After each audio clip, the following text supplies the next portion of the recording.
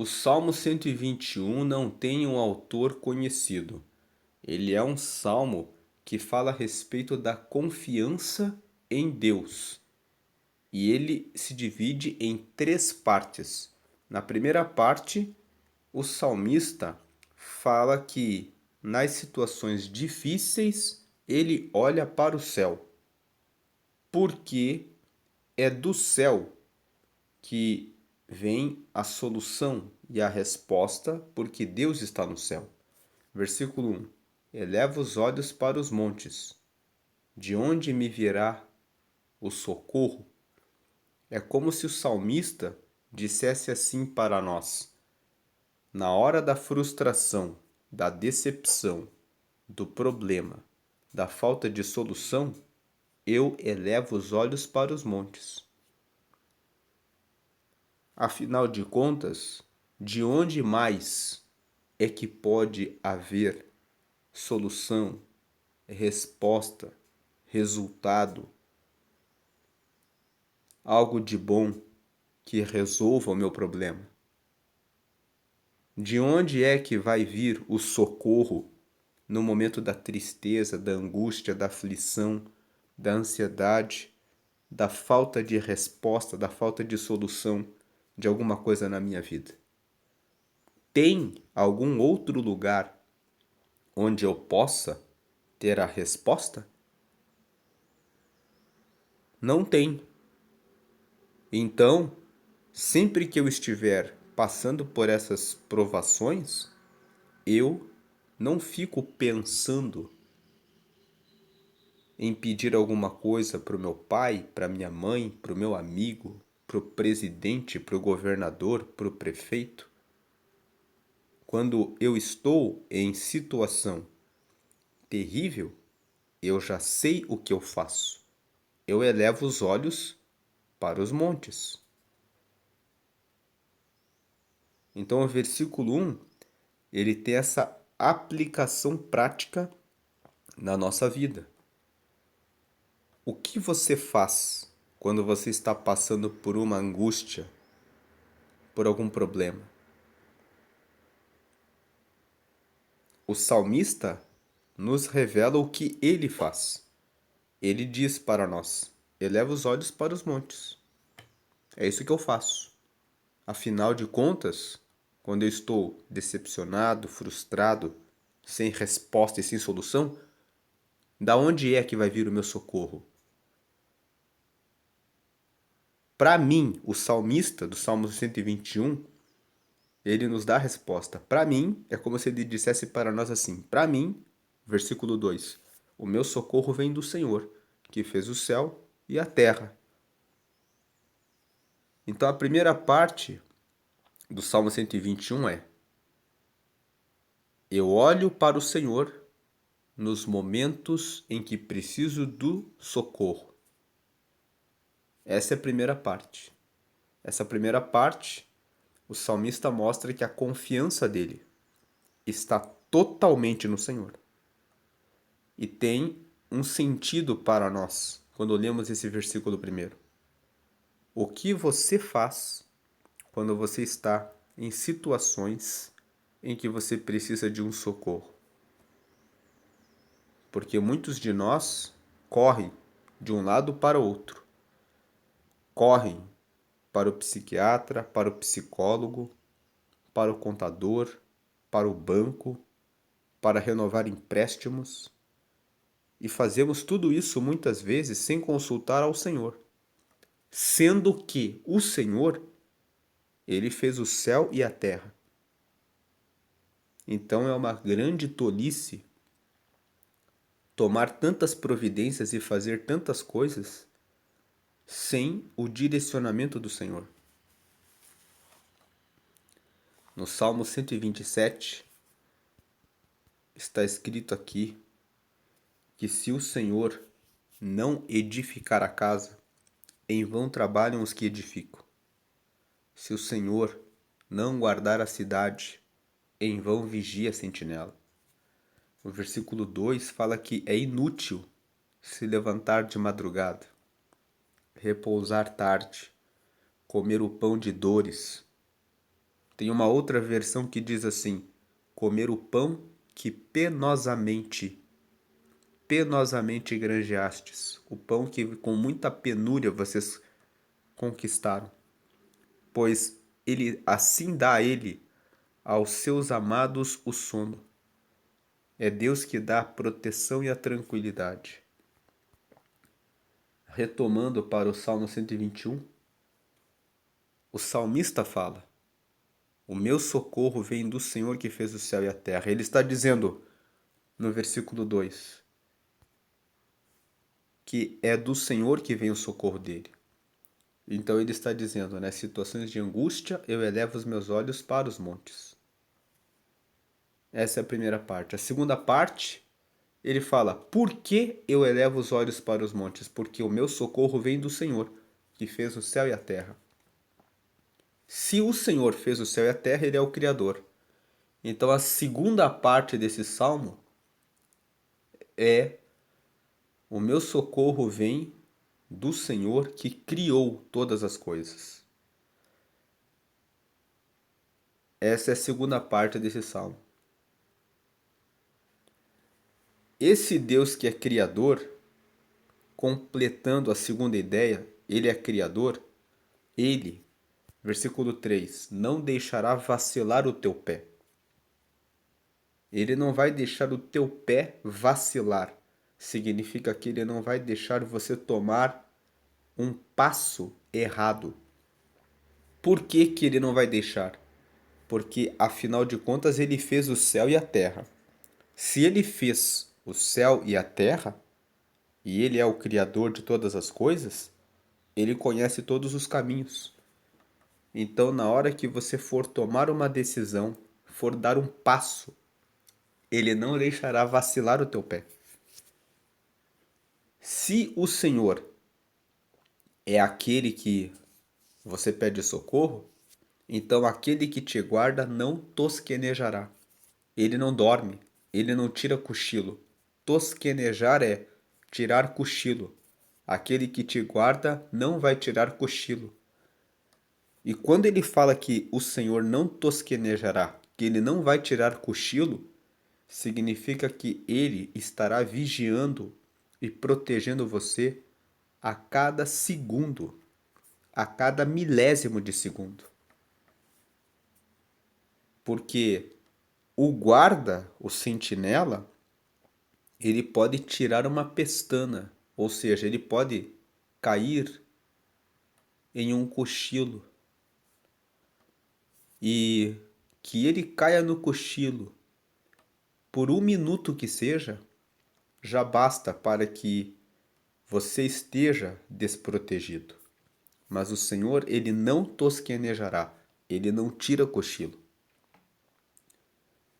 Versículo 4 está confirmando isso. Eis que não tosquenejará, nem dormirá o guarda de Israel. Ele está dizendo, ele não tira cochilo e ele não fica cansado. Porque o sentinela, o vigilante, ele pode até tomar muito café, ele pode tomar muitos remédios para não cochilar durante 8 horas, durante 12 horas. Mas depois que ele faz isso, vem um sono terrível e ele tem que dormir. Mas Deus não dorme, então ele não tira cochilo e mesmo não tirando nenhum cochilo, ele não vai ficar cansado e depois vai cair num sono profundo e vai ter que adormecer e deixar você descoberto. É isso que o versículo 4 está dizendo. Eis que não tosquenejará, ele não vai tirar nenhum cochilo e ele nem dormirá, ou seja, ele não vai ficar cansado porque ele não tirou cochilo para ficar vigiando você. Essa é a segunda parte do salmo. A primeira parte, repetindo, o que eu faço quando eu estou passando por decepção, frustração, angústia, ansiedade e preocupação? Imediatamente eu elevo os olhos para os montes. A segunda parte, Eu olho para os montes porque o meu socorro vem do Criador. Ele fez o céu e a terra. E se o meu socorro vem do Senhor, o meu pé não vacila, porque ele não vai deixar o meu pé vacilar, porque ele vai me mostrar o passo certo. Aquele que me guarda é o Criador, ele não tira cochilo. É o versículo 3. Versículo 4. Ele não tira cochilo e ele nunca fica cansado. Ele não vai ter que dormir um sono profundo depois de ficar sem tirar cochilo. Afinal, ele é o Criador dos céus e da terra. E aí vem a última parte do salmo, que é: o Senhor é todo-poderoso. Ele é o Criador, então ele sabe o caminho que eu devo seguir e ele não tira cochilo e nem dorme. Essa é a segunda parte. E a última parte reforça que vale a pena elevar os olhos para os montes e ter o socorro de Deus. Vale a pena porque Deus, ele é o Todo-Poderoso. É o que diz o versículo 5, 6, 7 e 8. O Senhor é quem te guarda. O Senhor é a tua sombra à tua direita. Esse versículo 5 parece que é apenas uma frase, mas ele é uma declaração que mostra: não é qualquer pessoa que te guarda, é o Senhor que te guarda. O Senhor é que é a tua sombra à tua direita. O Senhor que é o Todo-Poderoso. Quando nós dizemos que o Senhor é o nosso Senhor, quando nós dizemos que alguém é o Senhor, nós estamos dizendo que esse alguém é aquele que tem todo o poder, é aquele que tem toda a herança, é aquele que tem todos os direitos, é aquele que tem todas as chaves das portas, é aquele que tem o direito em relação a tudo que existe naquele lugar. Então, no versículo 5, 6, 7 e 8, o salmista está dizendo, na segunda parte ele está falando: o meu socorro vem do Criador. Ele fala: vem do Senhor que fez o céu e a terra. Ele dá o destaque de que o socorro dele vem do Senhor como Criador. Como Deus é Criador, ele sabe os passos que eu devo dar, então ele não deixa vacilar o meu pé. E como ele é o Criador de tudo, ele não dorme, porque ele não dormiu quando ele criou as coisas. Mas além dele ser o Criador, ele é o Senhor. Ele não é só o Criador. Ele é realmente o Todo-Poderoso, aquele que tem todas as chaves, aquele que realmente sabe tudo. E é isso que ele está destacando na terceira parte desse salmo. O Senhor é quem te guarda. O Senhor é a tua sombra à tua direita. Ele está dizendo: o Senhor está bem pertinho de você. Ele está realmente do seu lado. Ele é a tua sombra à tua direita. Não é alguém que tem poderes limitados. É alguém que realmente manda, reina e governa sobre tudo e sobre todos. No Salmo 24, versículo 1 está escrito: do Senhor é a plenitude dos céus e a terra e todos os que nele habitam, todos os que nela habitam. O Senhor é verdadeiramente todo-poderoso. E se o Senhor é o todo-poderoso, olha as consequências que existe disso. Primeira consequência, versículo 6. O sol não te molestará de dia.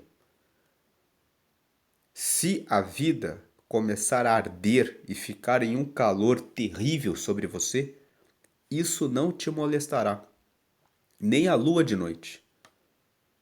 Se ferver alguma situação que deixe você na escuridão, isso não vai molestar você. Essa é a primeira consequência. Você não será perturbado. Você terá paz, porque você está com o Senhor. Segunda consequência, 7. O Senhor te guardará de todo mal. O Senhor vai livrar você de todo mal.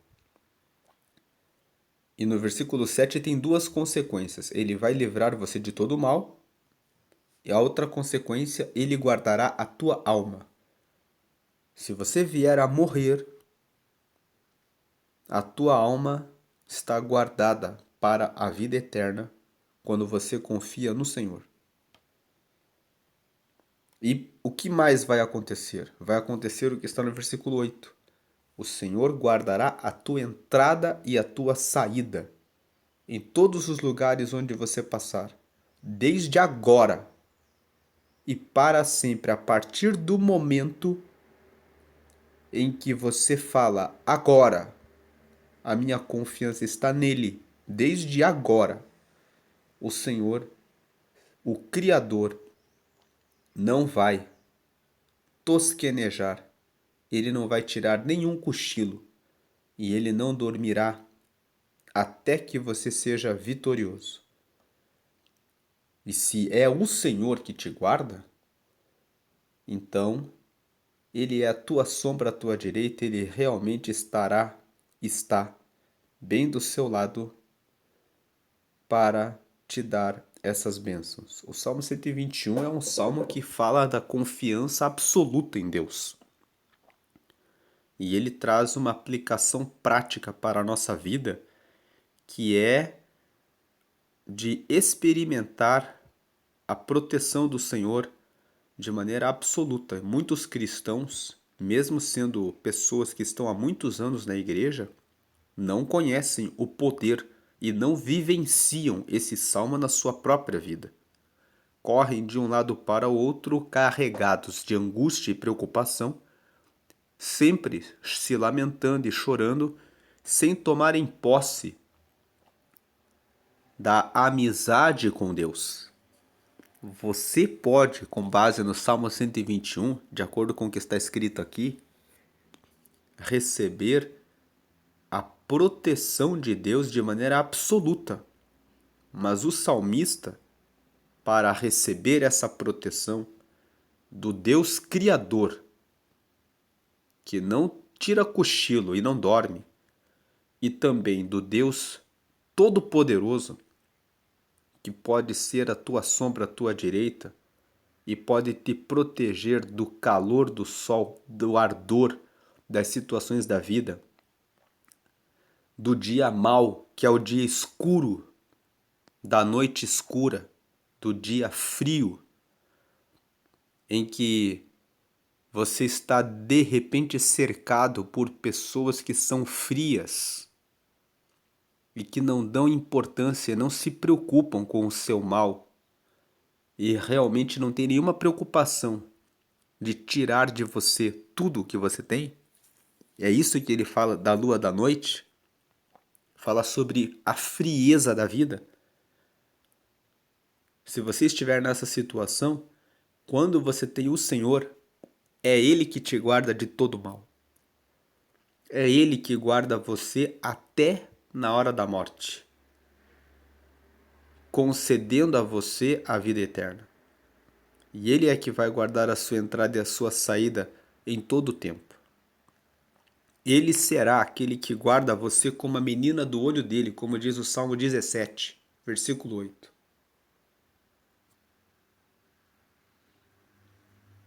Então,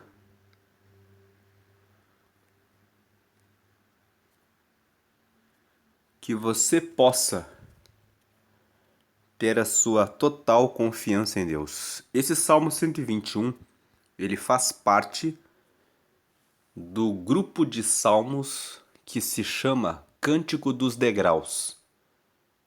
Os salmos que fazem parte dos Cânticos dos Degraus vão do Salmo 120 até o Salmo 134. Em muitas Bíblias, antes de começar o Salmo 120 até o Salmo 134, está escrito em cima no topo, Cântico dos Degraus. Degraus fala de subida. Jerusalém fica numa região montanhosa. E quando o povo de Israel sobe para Jerusalém, na ocasião da Páscoa, da festa do Pentecostes e da festa dos tabernáculos, nessas 3 festividades, nas festas em Jerusalém, o povo canta esses salmos, os 120 até o 134. Esses 15 salmos são cantados e eles são chamados de Cântico dos Degraus porque eles sobem até Jerusalém. Existem outras versões que dizem que esses cânticos são os cânticos de peregrinação, porque o povo peregrina, ou seja, o povo migra, vai para Jerusalém para participar das festas e das celebrações. E esses salmos fazem parte do livro 5 dos Salmos. Nós sabemos que existem 150 salmos na Bíblia. E esses 150 salmos estão divididos em 5 livros, que são 5 coletâneas, que são 5 partes. O Salmo 1 até o 41 fazem parte do livro 1 e foram todos escritos por Davi. O livro 2 tem o Salmo 42 até o Salmo 72. O Salmo 42 ao 49 foram escritos pelos filhos de Coré. O Salmo 51 até o 72 foram escritos por Davi.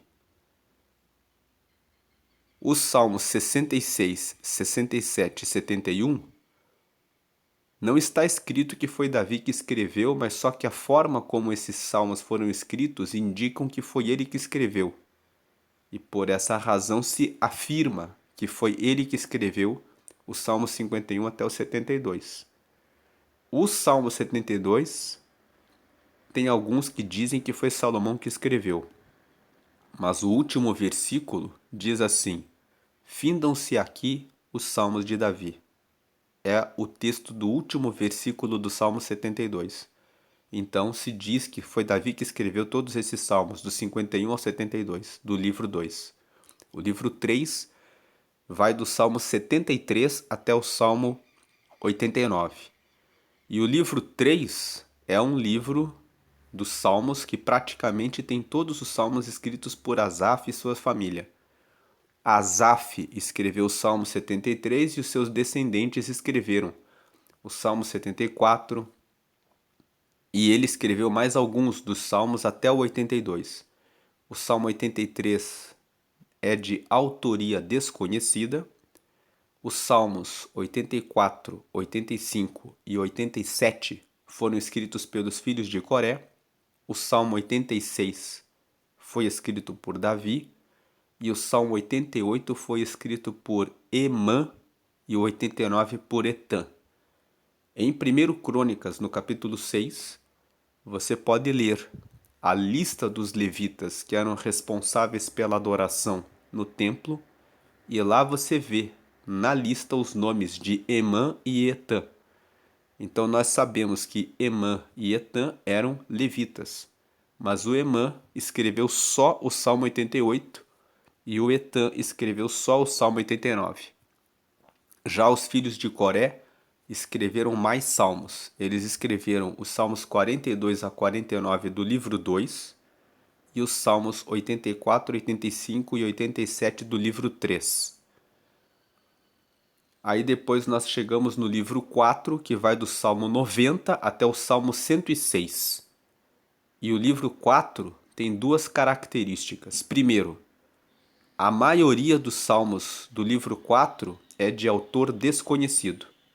Nós sabemos que foi Moisés que escreveu o Salmo 90, que fala sobre a transitoriedade da vida, dizendo que nós vivemos em média 70 anos e quem chega aos 80, pela sua robustez, só tem cansaço e enfado.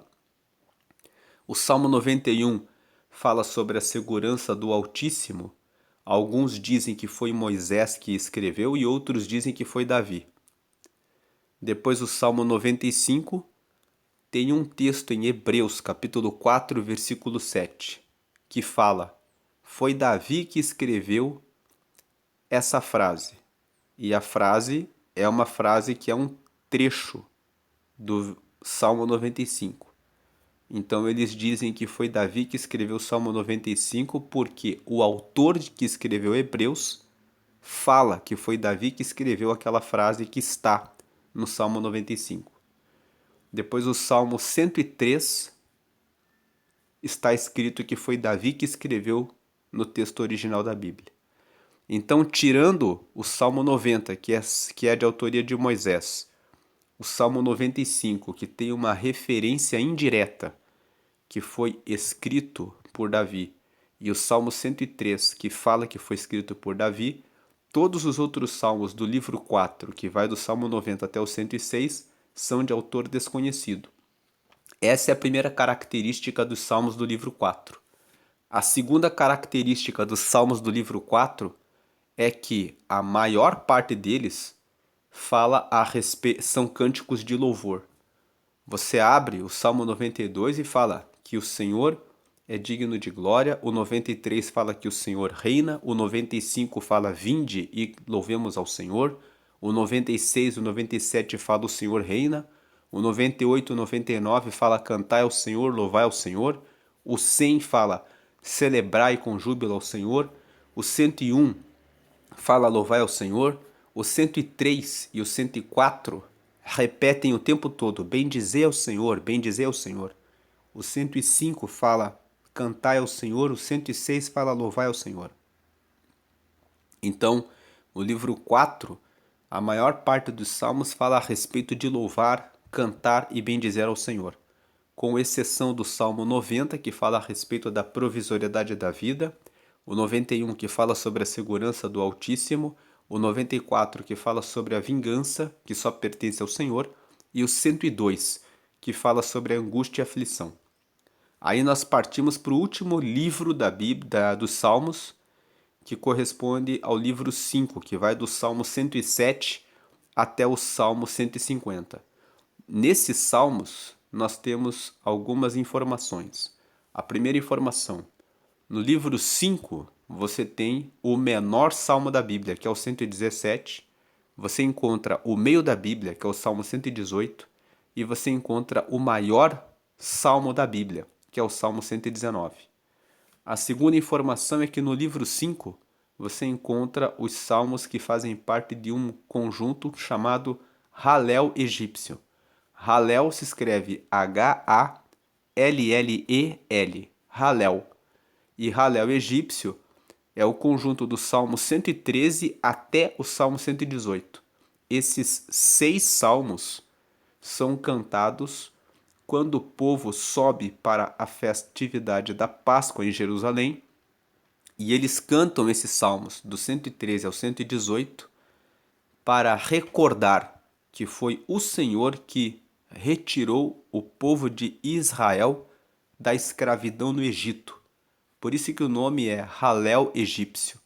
É adoração a Deus pela vitória em relação ao Egito. São os salmos 103 a 118.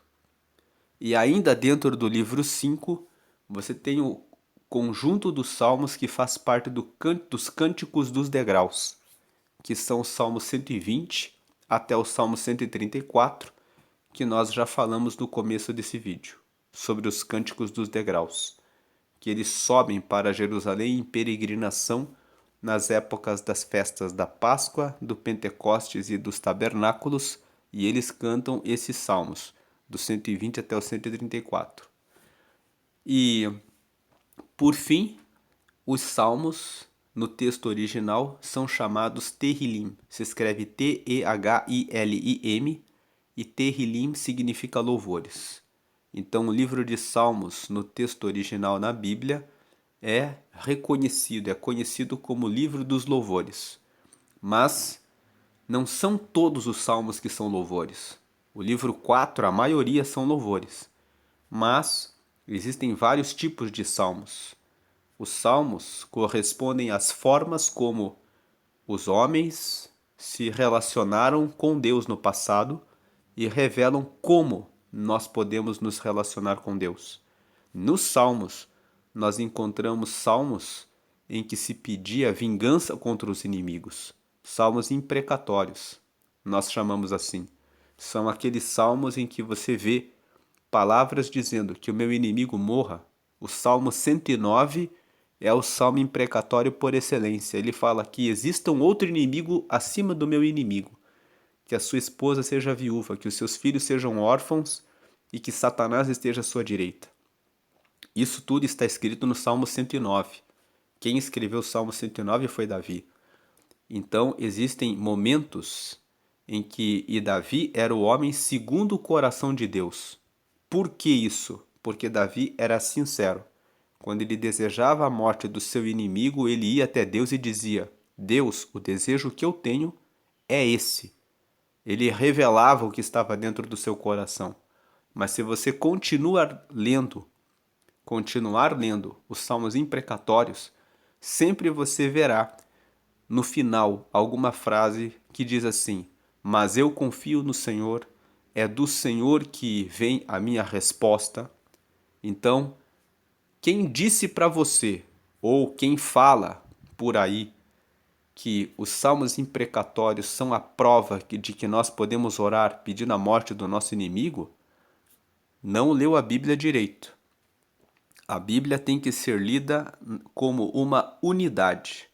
Você tem que ler uma passagem em relação a todo o conteúdo dela. E quando você lê os salmos imprecatórios, que pedem a desgraça do inimigo e até mesmo a sua morte, você verá que sempre os salmistas no final colocavam a confiança em Deus. Então significa que eles estavam apenas fazendo desabafos sinceros a Deus. Os salmos imprecatórios nos ensinam que Deus, ele entende que muitas vezes nós não conseguimos perdoar e nós fazemos essas orações. E nós devemos dizer: Deus, a vontade que eu tenho é essa. Mas no final, nós sempre devemos dizer: me ajuda a perdoar. Jesus ensinou a oração do Pai Nosso e ele ensinou a orar assim: Pai, perdoa as nossas ofensas, assim como nós perdoamos aos nossos ofensores. E Jesus disse no Sermão da Montanha: Amai os vossos inimigos. Mateus capítulo 5, versículo 44. E quando ele estava sendo morto na cruz, ele disse: Pai, perdoa-os porque não sabem o que fazem. Então os salmos imprecatórios precisam ser lidos em conjunto com a Bíblia, em uma unidade. E assim nós entendemos que os salmistas, quando faziam essas orações imprecatórias, estavam apenas sendo sinceros a Deus e Deus se agrada daqueles que são sinceros. Davi, que escreveu o Salmo 109 desejando todos esses males contra o seu inimigo, foi considerado o homem segundo o coração de Deus. O que significa que Deus ama a sinceridade. Além dos salmos imprecatórios, existem salmos que são lamentações. O Salmo 13. Até quando o Senhor se esquecerá de mim? Para sempre? Até quando eu clamarei contra o meu inimigo e o Senhor não me responderá? O Salmo 13 mostra uma oração de lamentação. Você tem salmos que são revelação de Deus. O Salmo 10, o Salmo 14 fala que todos pecaram e nós dependemos de Deus, porque Deus é que criou todas as coisas. É um salmo que fala de revelação geral. Nós temos salmos instrutórios que nos trazem orientação, instrução, como por exemplo o Salmo 15. Senhor, quem morará no teu tabernáculo? Ou seja, quem morará no céu? Aquele que não difama com a sua língua, aquele que não aceita mentira contra o próximo, aquele que faz sempre o bem. Então, são salmos que trazem instrução. E existem também os salmos que louvam a Deus. Então, o livro de Salmos, embora o texto seja chamado de Tehillim, que significa louvores no livro original, os salmos podem assumir a forma de lamentações também, de instruções também, e também de revelação geral, falando a respeito da criação de todas as coisas por Deus. E podem ser também salmos imprecatórios em que os salmistas são sinceros e abrem o coração diante de Deus. Então, resumindo, o livro de Salmos se divide em 5 livros. O livro 1 do 1 ao 41, o 2 do 42 ao 72, o 3 do 73 ao 89, o 4 do 90 ao 106 e o 5 do 107 ao 150. O Salmo 121 faz parte do livro 5. E ele faz parte de uma coletânea dentro do livro 5 que se chama Cântico dos Degraus, que vai do Salmo 120 ao Salmo 134, que são cânticos que são cantados quando o povo de Israel faz a peregrinação para Jerusalém. E se chama Cântico dos Degraus porque Jerusalém fica numa região montanhosa e eles vão cantando subindo para Jerusalém. Por isso são Cântico dos Degraus. E o Salmo 121, no livro 5 estão o menor salmo da Bíblia, que é o 117, e o maior, que é o 119, e no meio dos dois está o meio da Bíblia, que corresponde ao Salmo 118. E ainda no livro 5 você encontra o grupo dos salmos que faz parte do Halel egípcio, que são os salmos 113 ao 118, que são cantados quando eles sobem até Jerusalém para comemorar a vitória da passagem da escravidão para a libertação, quando eles são livres da escravidão do Egito e vão para a terra prometida. Então eles comemoram isso cantando o Salmo 113 ao 118. E o Salmo 121 nos fala sobre em relação a quem a nossa confiança deve estar. Hoje é dia 30 de novembro. Terminamos aqui a meditação do Salmo 121 com as considerações gerais a respeito do livro de Salmos e sempre incentivamos a leitura de Provérbios. Provérbios tem 31 capítulos, a maior parte dos meses do ano tem entre 30 e 31 dias e você consegue, por essa razão, ler Provérbios todos os meses. Se você ler Provérbios todos os meses, meditando, aprendendo e aplicando, principalmente aplicando provérbios, depois de 2 anos, fazendo isso todos os meses, você vai tomar decisões mais sábias e inteligentes. E se você fizer isso de maneira constante por 5 anos, você vai prosperar em todos os seus caminhos. Porque provérbios fala a respeito de tudo, desde a vida espiritual, até a vida financeira, até a vida matrimonial e conjugal, até a vida nos seus relacionamentos, até sobre como lidar com seus negócios. Todos esses assuntos são tratados em provérbios. Então, se você medita em provérbios todos os meses, você cresce em todas as áreas. Por isso, nós sempre deixamos um vídeo no final dessa meditação em Salmos. E como hoje é dia 30 de novembro, eu vou deixar um vídeo chamado 5 minutos de meditação em Provérbios 30. Provérbios 30 é um capítulo que foi escrito por Agur. Salomão escreveu do capítulo 1 ao 29 de Provérbios. Agur escreveu o 30 e o rei Lemuel escreveu o 31. Mas, como o mês de novembro tem só 30 dias, eu vou deixar aqui na parte superior 2 vídeos. 5 minutos de meditação em Provérbios 30, porque hoje é dia 30 de novembro, e como hoje é o último dia do mês, eu vou deixar no canto superior direito o vídeo 5 minutos de meditação em Provérbios 31, porque daí assim você pode meditar nos 2 últimos capítulos de Provérbios. E embaixo, no canto direito, eu vou deixar um botão para que você possa se inscrever no canal, para que você seja sempre notificado dos novos vídeos que serão postados aqui. Deus abençoe a sua vida hoje e sempre. Amém. Confie no Senhor. Quando você estiver com decepção, frustração, angústia, ansiedade, depressão, o que você vai fazer? O Salmo 121 nos fala o que o salmista que escreveu esse salmo faria. Ele fala: eu elevo os olhos diretamente para os montes, porque o Senhor é o Criador. Ele não tira pestana, não tira cochilo e ele não precisa dormir. Versículos 2, 3 e 4. E além disso, ele é o Senhor. É aquele que realmente tem a chave de todas as portas e pode dar todas as vitórias. Versículos 5, 6, 7 e 8.